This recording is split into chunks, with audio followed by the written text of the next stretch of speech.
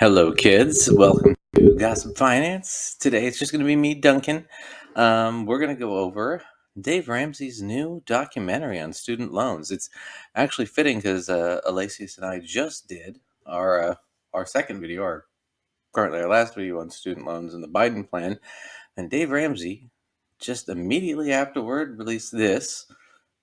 I'm sure had nothing to do with this. Doesn't know who we are, but I did watch this, and it's not good, but we'll go through it. I mean, there are some good points too, but a lot of it's just crap. So I just wanted to hack through this real quick and get it off my chest, and then we can move forward with our lives after this. So we're gonna skip through some of this deal, but I'll do the whole opening for you. The borrowed future.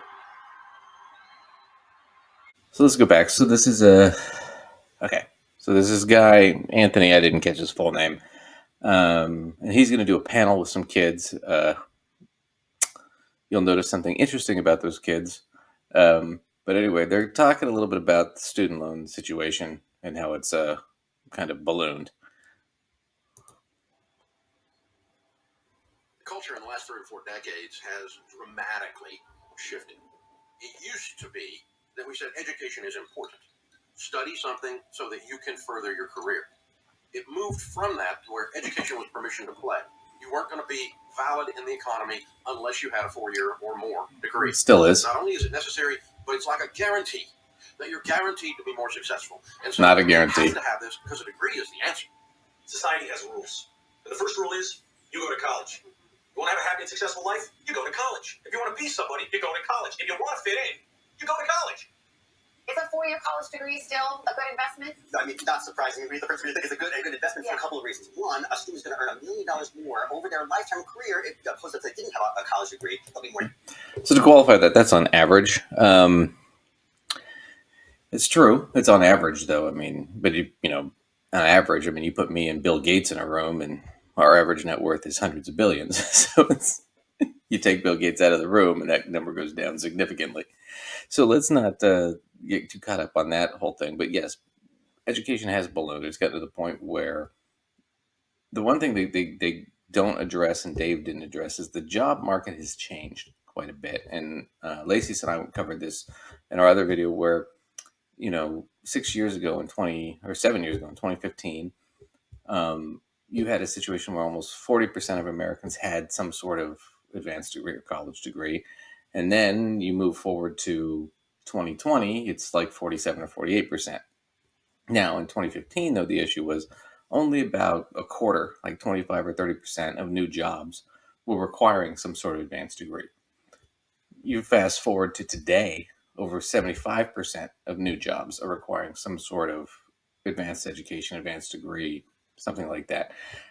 And that's just because the technology has moved that much faster. So you have to have some sort of education and training to do this anymore. So college has become almost a mandatory thing, but they don't discuss that here. They're going to go out of their way to try and convince you that college isn't worth it. That's mostly what this whole thing is about. So that's just sort of the opening teaser there. Let's skip to the guy, Anthony, goes into a round table with some of these kids. Had to lose some friends, had to better myself. And I said, when I get out of this, I want to be in front of young people and help them go after their dreams, but make sure that their dreams do not become nightmares. And when I look at this, okay, real quick, dreams, but I want to go back one sec here. Hang on. I want you to notice something about all these kids.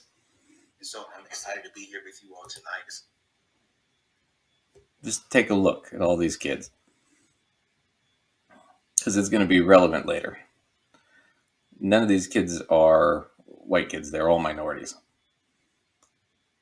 I'm not going to make a comment on what I think about that or why they picked this panel the way they did, but you'll see it later on. To have a conversation about your life and what you are experiencing. You are about to step into the real world. What is one thing that you're feeling about graduation? So once I get out of high school, I gotta make sure I get the right steps to make sure that whatever I do going forward can put my kids in a better situation than I am. Does that make you fearful though? Are you nervous about that? Yeah. Why? I'm a teenager, so I make boneheaded decisions. So like, my small decision can play a big role in my future. Hey, but you know what? At least you admit that, right? I'm a teenager. I'm gonna make some dumb decisions. What is one decision you're scared of making? I want to enjoy my life to the fullest because I live for now, and then I also got to live for the future. So you don't know which one you want to choose. My mom tells me all the time to do what makes me happy. She support me 100%.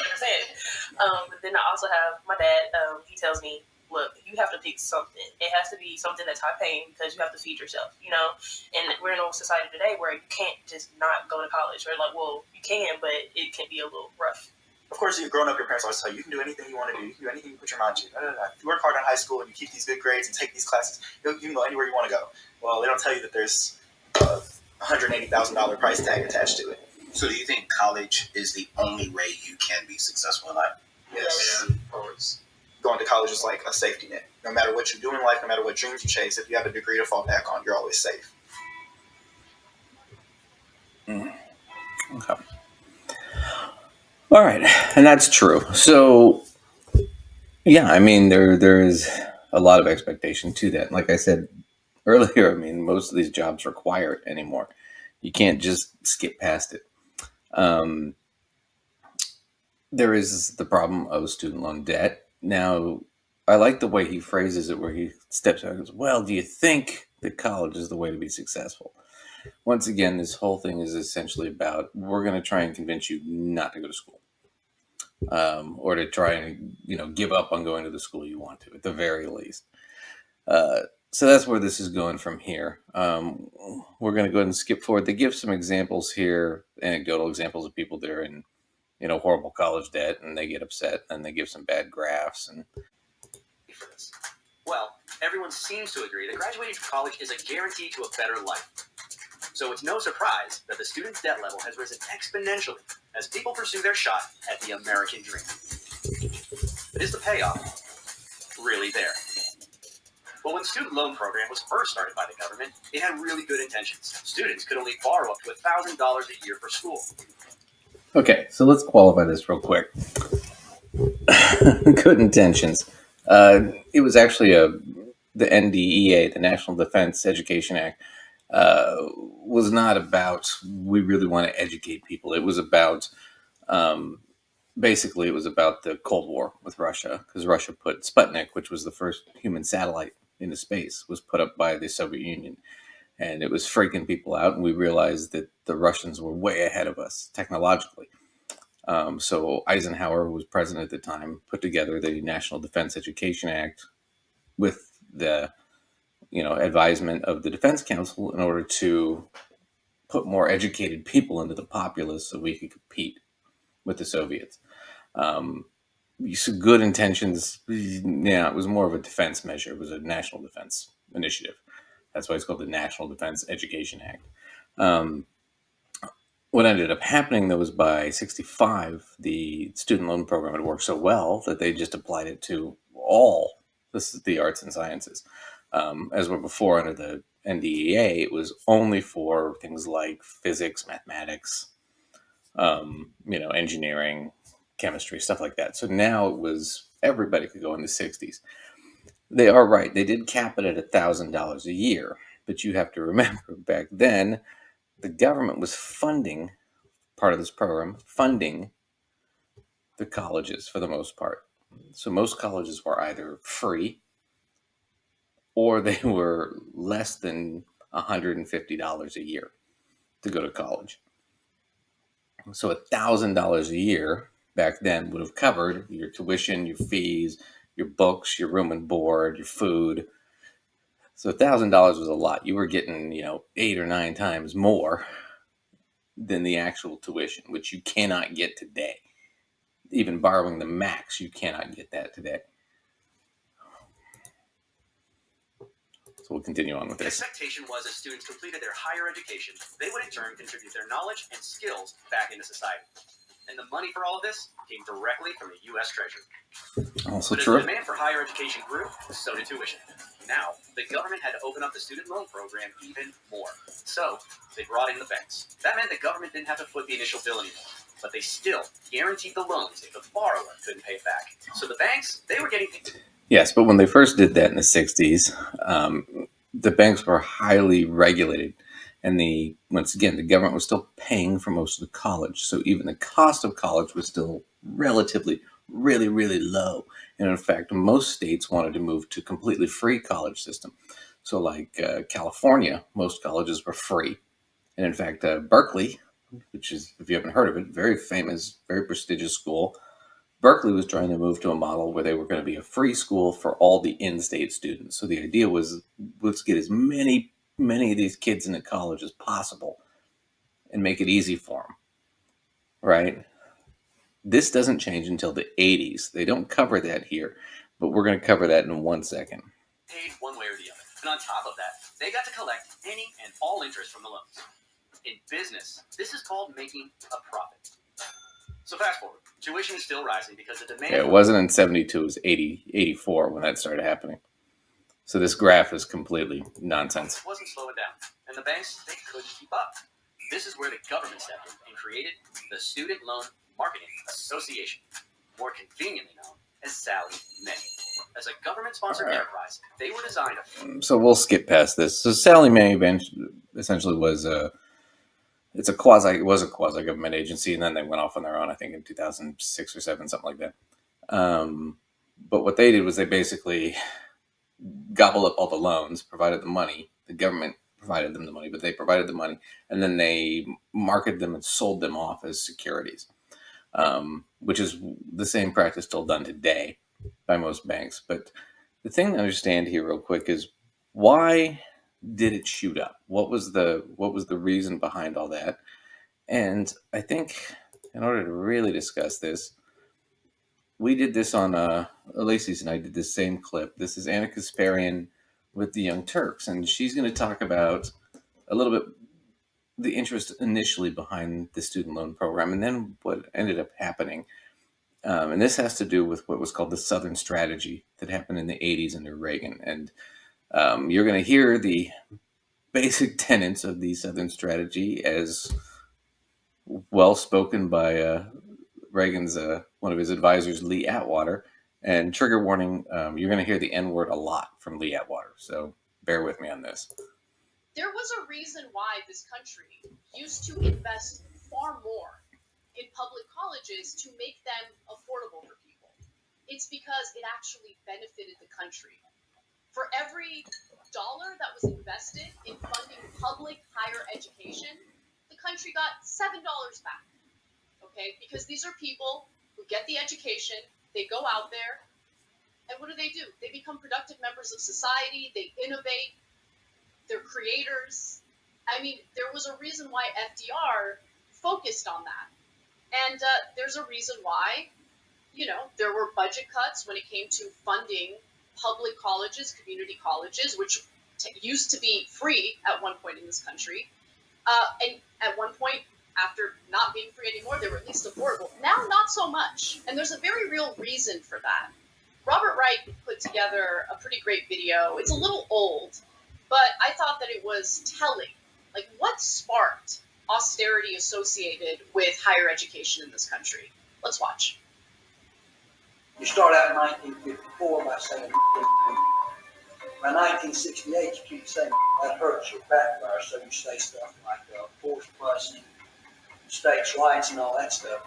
And you get it so abstract now, you're talking about cutting taxes, and all of these things you're talking about are totally economic things, and the byproduct of it is blacks get hurt worse than white. We want to cut this, and we want is much more abstract than even the busing thing. And a hell of a lot more abstract than And as we've scared whites about integrated public education, we've built support for politics that says cut public funding to public schools, to public colleges, and indeed to just about everything public.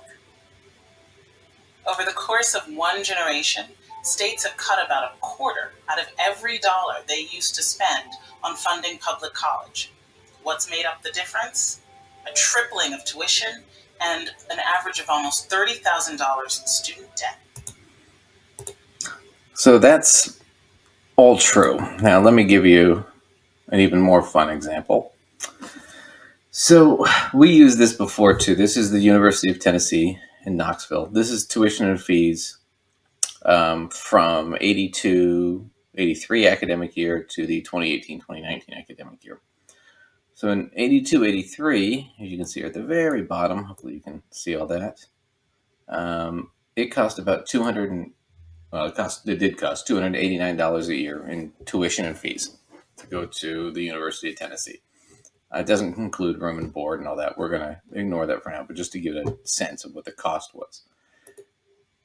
As you see, though, going up here, I want you to look at this second column, annual increase.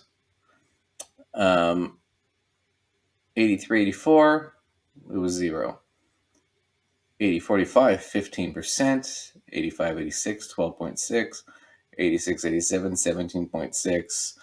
All the way up, and then under Bush, at the end of Reagan, right before Bush, 56% increase, 7.9, 8. But it keeps ratcheting. But when does it start? It all starts under Lee Atwater, Ronald Reagan, the Southern Strategy. The idea behind this is we want less minorities, to go to school. We want less poor people to go to school. And the idea is we generally want to keep it so that school becomes prohibitive, especially higher education becomes prohibitive. Because the idea is we don't want too many educated people, because too many educated people start questioning things. And they start not wanting to do the lower end jobs, so they start asking for more money. And I thought that would be detrimental to the economy if people started asking for more or their fair share. So it's a fear of education. That's what these numbers are really telling you here. That they started to see more and more people getting educated, especially people of color, and they got scared. So now, fast forward to 2019, it's $6,503 a year to go to the University of Tennessee, versus 37 years ago it was $289. Okay, so just to give you an example, I did the breakdown of this real easily.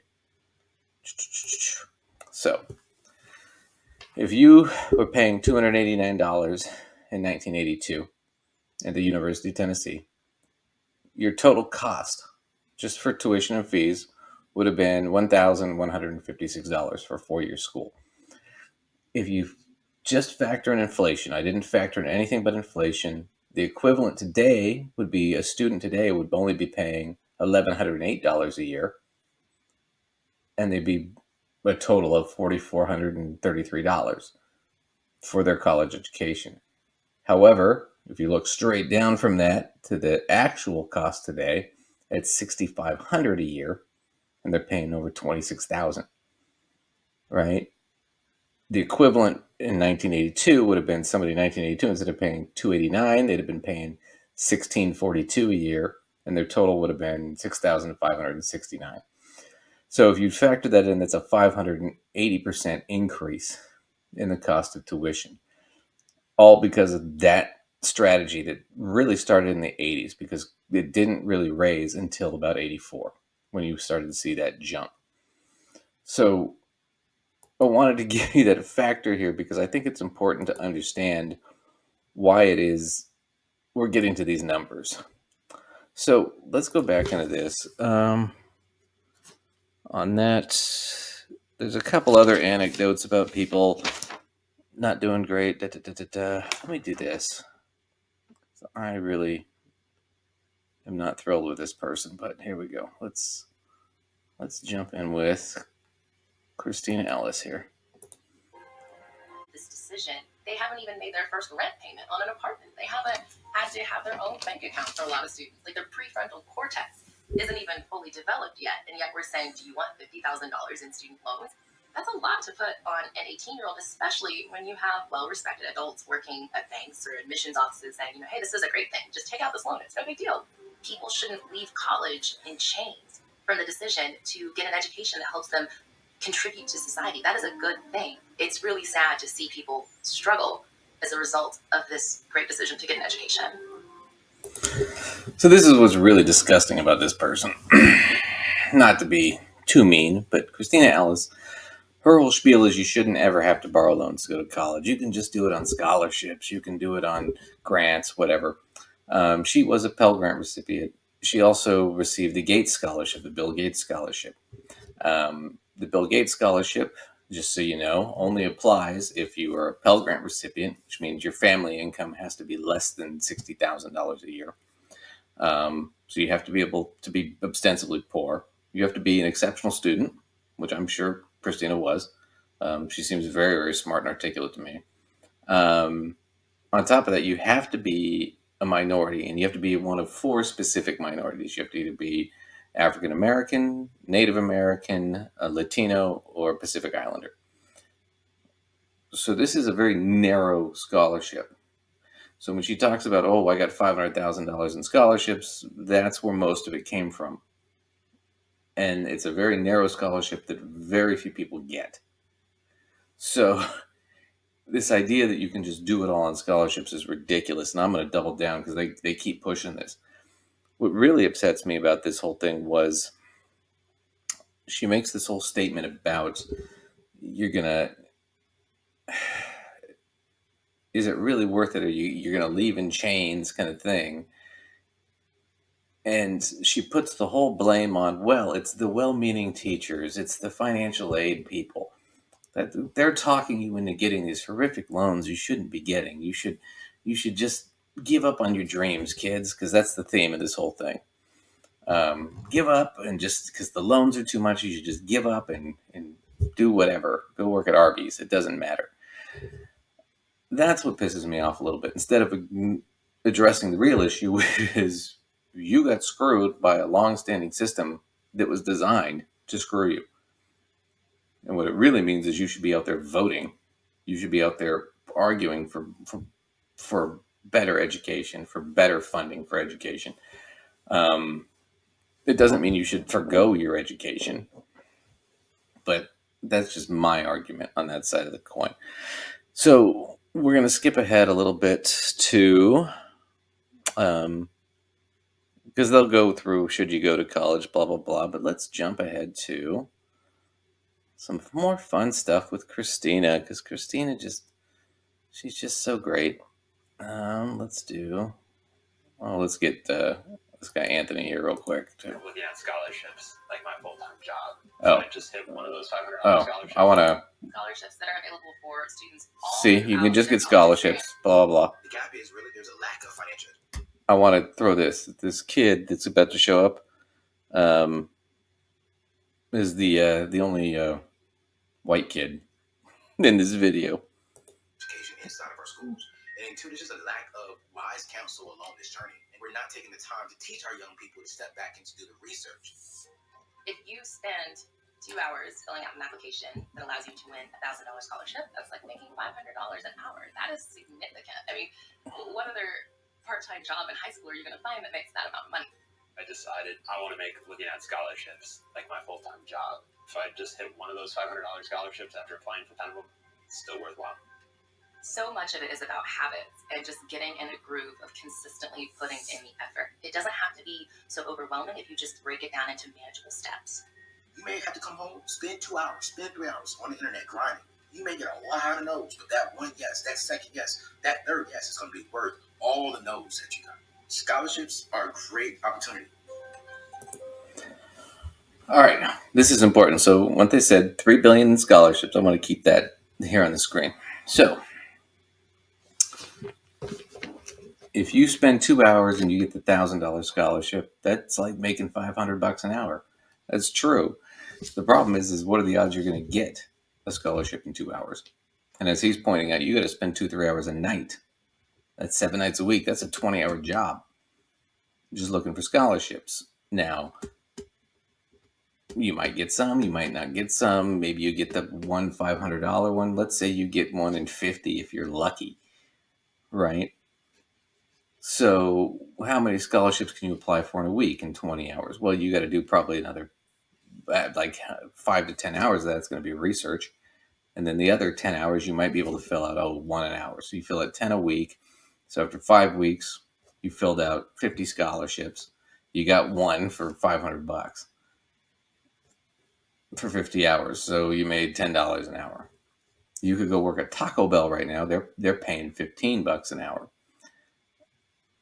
And that's assuming you get that much, right? On top of the fact, what they're really missing is just the basic math and the numbers of this thing. So we're looking at it now. $3 billion. It's right there on the screen. $3 billion. But they told us earlier, and this is true, there are 1.4 million people borrowing scholarships every year.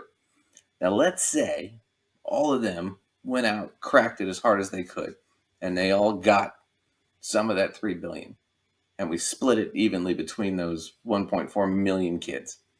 Okay, what does that mean? That means the average kid would be getting $2,000 a year. It's good. It's better than nothing, right? That's fantastic. Except for a 4-year degree, that's only $8,000.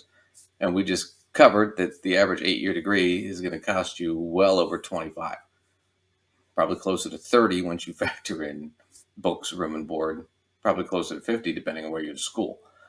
So this idea that a scholarship will cover it is freaking nonsense, and it's ridiculous that they'd even jump into that whole issue, because we can just jump in real quick. I'll just throw it because I just did it for you. But $3 billion unclaimed, 1.4 million, 2,000, 8,000 for 4 years. Average cost for in-state $30K. So you can kill yourself getting scholarships that might cover what, a third, if you're really, really lucky. But it's a ridiculous notion. So I just don't know where they're getting this information from. The reality is that this whole thing is still coming back to, don't borrow the money, give up on your dreams, go get a dead end job. That's really what this whole video is about at the end of the day. And then they're going to bring more anecdotes of people that their lives were destroyed by going to college because of the loans. And let's see. Or because we let our feelings and our emotions drive our day. Okay, so this is John Deloney. John Deloney's got 2 PhDs from Texas Tech, which is actually a really prestigious school. But John Deloney, a little bit of a shyster kind of guy, works for Ramsey Solutions. So let's see what he does. Choices. We've gotten so unintentional about it, and then we figure out how to pay for it later. Now we blinked. There's a couple of $1 trillion floating around out there on the backs of 19, 20, 25-year-olds, 40-year-olds. Just become like a car payment, like a mortgage. That's just a payment we have. That's a way of life. And we've got to recenter that. So you need to change your expectations on college. You should think about it like a car loan. Can I afford it? Is it really worth it? Because education it's the same as a car, right? Because cars depreciate in value, and your education, of course, depreciates in value, which it doesn't. They're different things entirely. This is what bothers me, is they're also going to keep going on the student loan, the debt, and it is a problem. And I'm not lowballing that or minimizing it in any way. It's a horrible, horrible thing. You have to realize, though, it is not the fault of the borrowers. It's the fault of the system that was created that screw the borrowers over. The next thing you need to understand is, okay, you're in this horrible position where you have 2 options, essentially, in this, which is, do I get the education I want? If you don't want it, then it's not an issue for you. But if you want the education, you either have to get the education and eat the money in some way, shape, or form, or you have to forgo your education.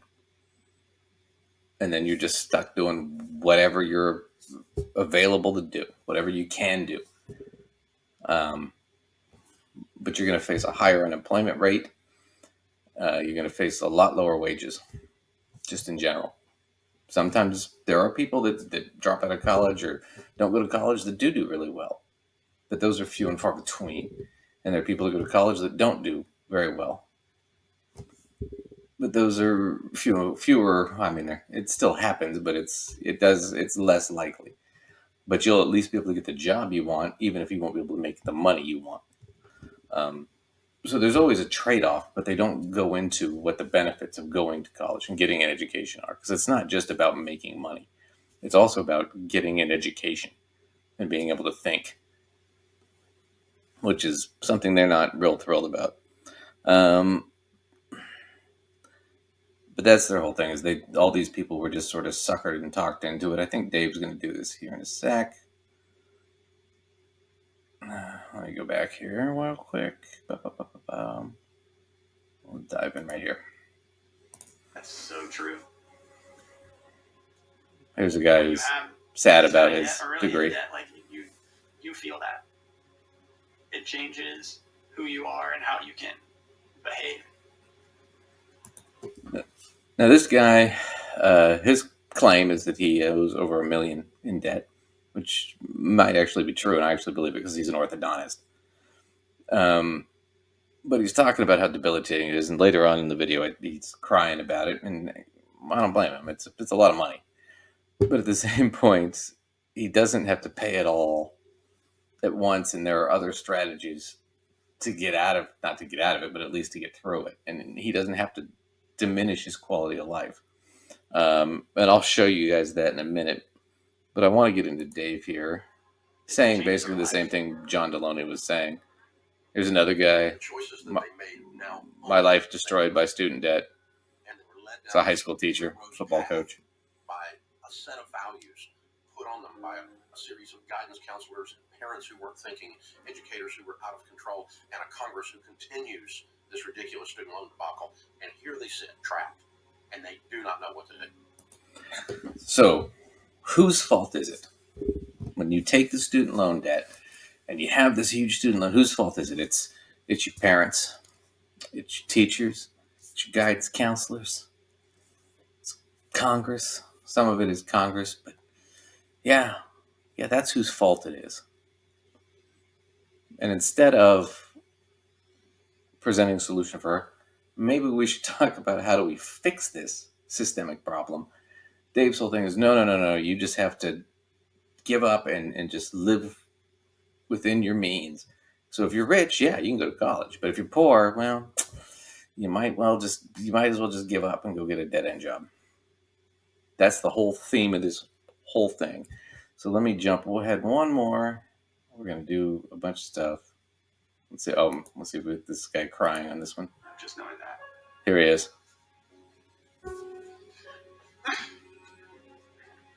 It's probably not going to be possible, without the help of God. I mean, how am I going to make that much money? I feel bad for him, but if I was his financial planner, but all you can do is try.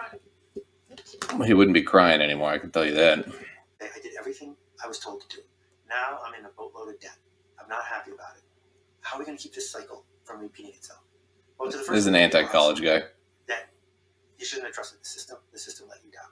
How do we keep from repeating it is stop telling people this is what they're supposed to do. Stop telling people that this is the path. It might be easier. It's definitely more fun in the short run. But here it is with subtitles. This is not what you're supposed to do. What you're supposed to do is figure out how to make a contribution, not figure out how to make a marketing industrial governance system happy in the short run. I want to eat on that for a second, because this idea that you go to college and it's just for fun. Now, a lot of people work in college, and there's a lot of studying, there's a lot of late nights. You can have a lot of fun in college, but the point is you're not going to have fun. You're going to get an education. And I would also argue, depending on who you are and what your goals are and what you want to do, is the point of getting an education so you can be a better, more productive worker? Or is it so you can be a better thinker? Maybe be a more whole and content person? Have a better understanding of the world around you? I would argue there's benefits beyond what he's talking about. This is not about me being productive or contributing so much as value to me and myself and my education. I didn't do it because I wanted to be the best cog in the wheel. So this is just not. I mean, if that's what you want, that's cool, but that's not the point for everybody. What was the first step you took in terms of you getting out the lifestyle that you were?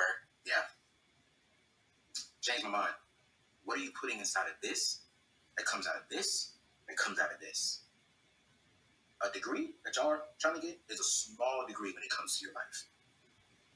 This right here is everything. And when I changed what I was putting up here, that's when my whole life changed. Each and every single one of you all need to have a clear vision of what you want to do. The vision is not, I want to go to this school. I want to have this experience. No, what is the vision for your life? I want to have options. I want freedom. The question is, are you willing to put in the work up front? If you can grasp that, you will be successful. I like that. It's about freedom. Freedom from debt. And the way you get free from debt, kids, is don't go to college. Give up on your dreams.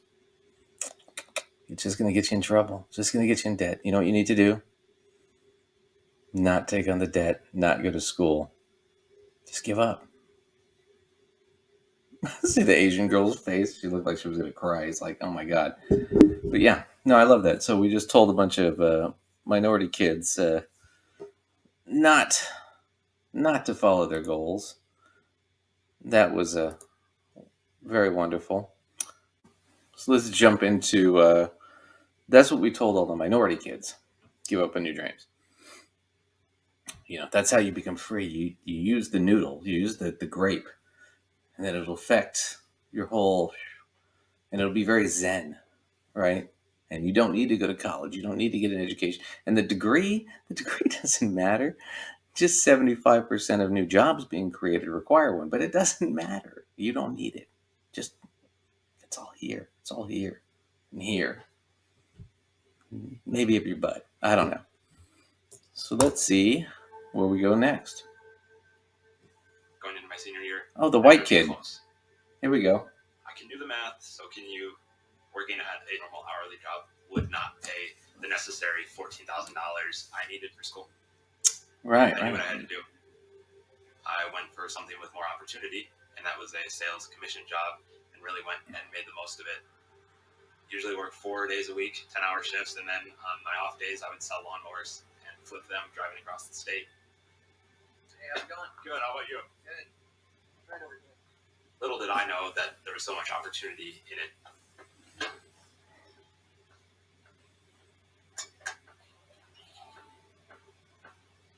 Well, I know we had it listed for 6, but I should take 5 on it, cash.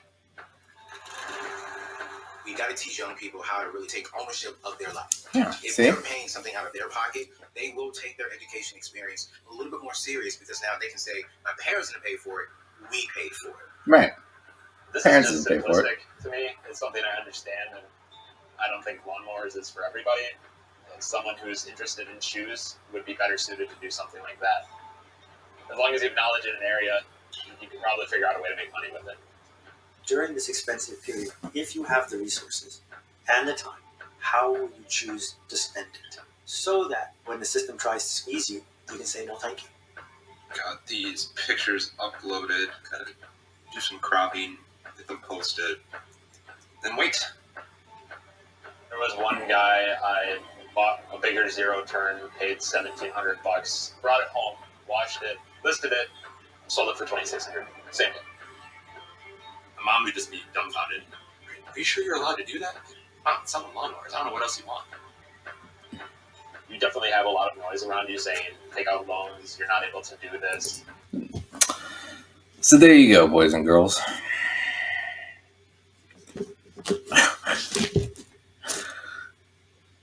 So here we go. So previous scene, we had a guy telling a bunch of minority kids, well, the degree is not important. Education is not, or the debt is too much. You shouldn't be doing that. Shouldn't be taking on the debt. No. Then we skip here to the one white kid in the whole video. I mean, there are other white people, but this is the only white kid, and he's going to college, and I give him credit. He's working and he's doing this lawnmower thing on the side to pay it off, and that's fantastic. Good for him. Okay, but we're also talking about a kid who earlier we saw him sitting in his room. He's got an $800 Fender Stratocaster guitar sitting behind him. He's cruising around in a Honda Pilot, which is a $32,000 vehicle, and he's got $5,000 in cash to buy a lawnmower that he can then try to flip. Where is he getting all this money? Obviously, mom and dad. So he is getting a lot of help, and he's leveraging it, which is good for him. That's smart. I commend him for it. That's great. But if you are not a kid that's in that situation where mom and dad can give you that kind of money, give you that kind of car, give you that kind of opportunity, then you have to take loans. You know, he's a perfect example. What he's doing now with the lawnmower thing, you have to have money to make money. You have to spend it to make it. And he's got a mom and dad who have money who can give it to him so that he can do this. When you sit down and you're talking to all these minority kids, I'm not saying they're all poor. Some of them probably aren't. But the bottom line is you're telling the minority kids, no, the debt's too much. But then what do? We show a white kid who, oh, see, he did it on his own. When he didn't, mom and dad helped him immensely. This is what's so disgusting about this whole narrative. The whole narrative is it's your fault if you can't afford to go to school. And if you have to take out loans, that's wrong. You shouldn't do it. And yeah, is it going to be detrimental to you in the future? Potentially. Depends on how your future turns out. If you make a lot of money, no, it's going to be a drop in the bucket. You know, if you get a job as a teacher or a lower paying job like that, then yeah, it is going to be tough. And but it's a sacrifice you have to be aware of. But the fact to tell these people not to do it is just freaking disgusting to me. And I can't, you got the kid driving around in a $30,000 car, and he's got $5K in cash just to fucking toss around. You're telling me nobody helped him out? He just did it all on his own wit and skill? Pfft, get out of town with that nonsense. All right, let's skip forward.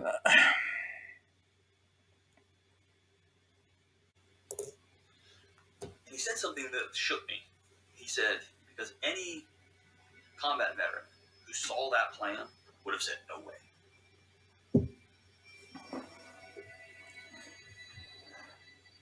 D-Day worked because of some extraordinary planning, some extraordinary sacrifice. And what he said was good old-fashioned, unabated American teenage arrogance. Because they got up in front and told those boys, 9 out of 10 of you will not come home. 90 out of 100 of you are not coming back. And those guys in line went, sucks to be that guy, right? And they did it all the way down. Because when you're a teenager, you're invincible. That's good.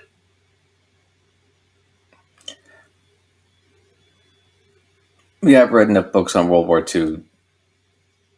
That's not what they were saying. I think most of them were scared pretty shitless. But yeah, else. And so I have it's easy to talk about the dead. No matter how honest I'm being, how upfront I'm being, hey, this is expensive and you're going to have to pay this back. I have to know that my end consumer, 18-year-old's going, okay, we'll get there. It has no understanding of what $700 a month actually feels like out of a $2,400 a month paycheck. All right, so let's pause there for 1 sec. So he's saying student loan would be about $700 a month out of your paycheck. Here is Nerd Wallet right here, and this is the calculate your discretionary income. This is what you're required to pay. It's the minimum you're required to pay. Under discretionary income, currently, it's going to go down under Biden's new rule coming January 2023. Currently, you'd have to be making an adjusted gross income. That means after taxes. After taxes, you have to be making $105,000 to be paying a required $705. Okay, $105,000 after tax is $8,750 a year. So $700 out of a $2,400 paycheck is not required. You're not having to do that. And we can actually do real quick. I hadn't done the math on that one, but let's do $2,400 a month times 12. That's $28,800 a year. So $28,800. This would be your monthly payment, $70. So it's a tenth of what he's saying. So he's inflating the numbers, and it's bullshit. You wouldn't have to pay that much.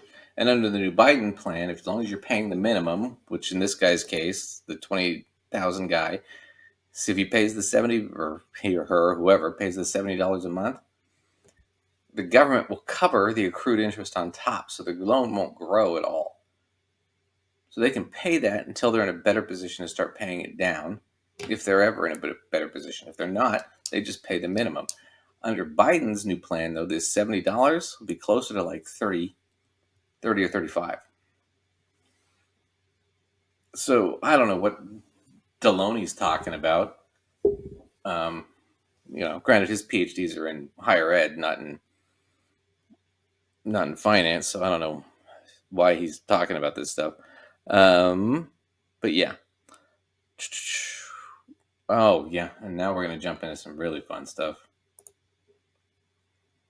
All right. Back to how do we talk to the minority children? They're so worried about having to sacrifice my happiness for a cheaper route. Having to sacrifice what really makes me happy and bring me joy on a day-to-day basis just to save money. Happiness is worth anything. You know what I mean? That's the part I'm confused on. If you're not happy in life at that given moment, no matter what it takes, what does it really matter? The happiness. So he just made a great point. Why would I take the easier route and be unhappy? Why wouldn't I take the harder route and find out and take the shot, right? So the Declaration of Independence, right? Pursuit of happiness. That's what he's asking. Why wouldn't I pursue my happiness? Why would I give up? It's later on. I'm not saying you can't be happy. I want you to be happy. But I feel as if your happiness comes from something that is outside of education. And I feel as if you're looking for something to confirm something on the internal side of you, not something to help you grow as a man. Because if you're looking for the education, you can get the education anywhere. Right. Yeah. You can get a college education anywhere. I found mine in a Cracker Jack box. It's disgusting. I can't believe you speak to children like this. You just want to go there so you can have a good time. Oh, that's it. That's all it is. College is just to go have a good time. You're just having a good time. You don't have to show up to class and read and do exams, write essays, or no. You don't have to learn any of that stuff. Really step back and ask myself, what's more important?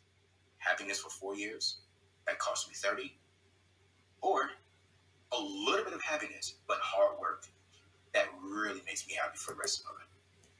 Once again, he's saying all colleges, you're going to be happy for 4 years in college. Don't get me wrong, I loved college. I would not describe it as happy because I worked 2 jobs while going to class full time. I didn't become happy until I left college. In my senior year, I was desperate to get out of college because I felt like I was in freaking prison at that point. I'd been there for so long, and all I was doing was working and studying. The idea of just going to be able to work and then be able to have free time was a huge deal. So this idea that, no, you just go to college and have fun, And the fact that you would speak to children this way, it just disgusts me. And of course, what really is, I'm not saying that Dave Ramsey or Ramsey Solutions or any of these people are racist. I'm just saying it's a little on the nose that everybody in this panel that we're telling, don't take the debt, don't go to school, don't shoot for the goal, don't, aim for your dreams, just give up. All of them happen to not be white. I think that's ironic. I'm not saying they're racist. I'm just saying look at the evidence. If it was me, I'm saying, man, I'm putting in the work. I look back at my 4 years and it's the time of my life. I got to travel a bunch for really cheap. Been to Alaska, California, Texas, Florida. And in comes the white kid to prove my point. All right, so let's skip to the end here and just make these last points because I'm just so excited about this. So at least your first year, you're not starting with free and easy money you're going to be paying off for decades.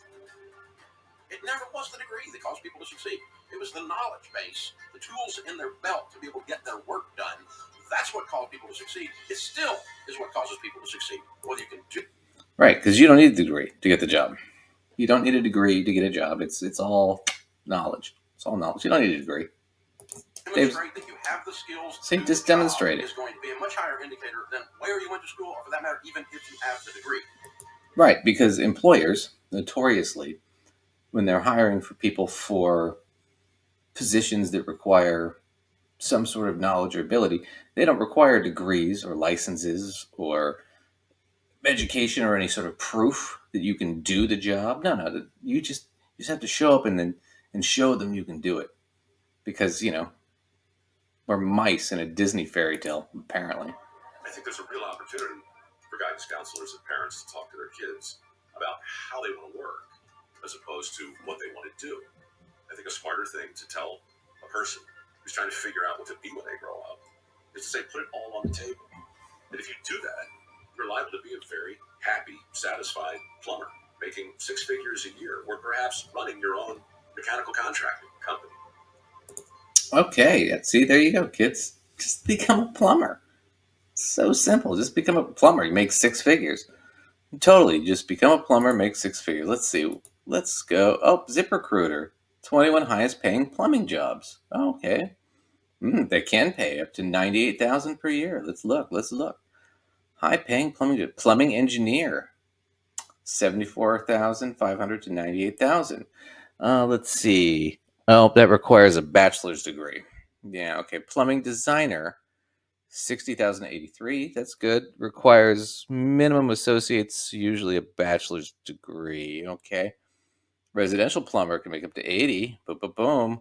Only after 7 years with apprenticeship.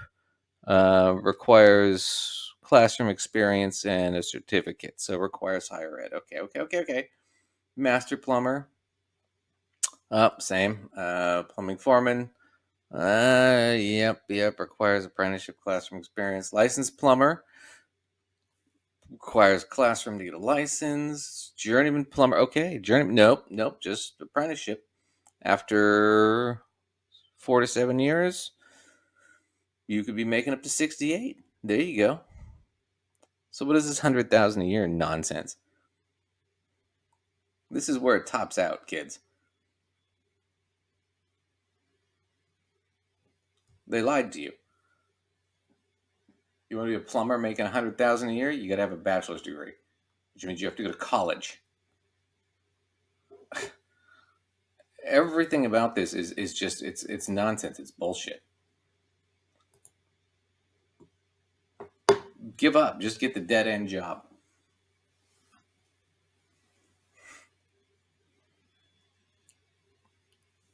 I don't know. It's not the job that makes you happy. It's you. Oh yeah. So what this is really about is freedom. Be super happy living on the street. It's about freedom. Yeah, because education doesn't help make you free. There's a secret to you all being successful. You're not looking at the picture today. You're looking at the end picture. What kind of future do you want? and the choices you're making now will impact it. I can choose what opportunities I want. I can choose where I want to live. I can decide my job. I can focus my time on things that matter to me, which will lead to greater satisfaction down the road. Right, because you have a degree The now. best feeling is knowing that this journey that I'm starting with the rest of life, I don't have to carry any baggage. And mom and dad helped you pay for it by funding your little You business. Getting off that stage, coming home, walking into your job for the very first time, it's your career. And when you get that first paycheck, that paycheck is yours. What if you can't get there without that? Having freedom at 22, making $35,000, $40,000, $45,000 a year. Walking the stage debt free is not just about walking the stage debt free, but you're walking into life debt free. But you have to have the resources to be in that situation to begin with. So, in the end, thanks again to Dave Ramsey for showing us that if you're a upper middle class white kid with a $30,000 a year truck, and parents that'll give you cash to buy lawnmowers and flip them, you can go to college. But if you're black, brown, or Asian, and you don't have that kind of money, then you should just give up and not go to school, because you'll be so much happier not having an education. And that's the lesson I got from this. Please comment and let me know what you think. Like and subscribe, all that jazz, yada, yada, yada. But man, this was painful. All right. I hope you all have a great week, and we will catch you on our next episode.